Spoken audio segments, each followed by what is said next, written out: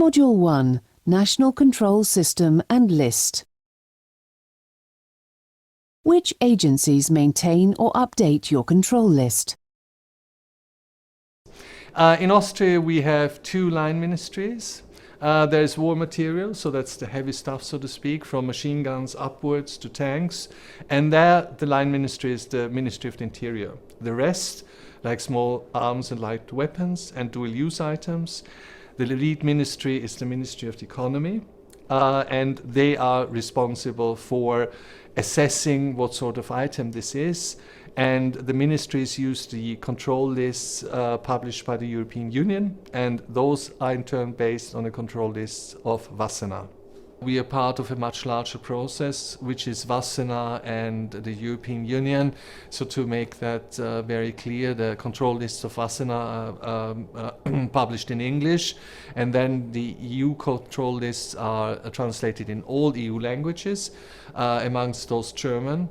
We don't have the capacity to go through the German translation, but this is done by our German friends and neighbors.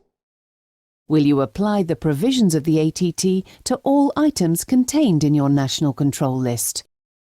We will apply it, and we are applying it to the entire control list. That was also something we wanted to in the ATT negotiations. Of course, we had to strike compromises, but nationally we are trying to be as extensive as possible. Is your national control list publicly available? These lists are publicly available on the internet. There's a website by the Ministry of the Economy. Well, the line ministry is of course shared with the companies, the stakeholders. It's available on the web, so it's transparent. There should be no problem. States are required to establish and maintain an effective national system to control the export of conventional arms, related ammunition, and parts and components that assemble conventional arms covered by the treaty. The system must also regulate the import, transit, and transshipment and brokering, defined as transfers, of conventional arms covered by the treaty. States must explain how they fulfill these ATT commitments.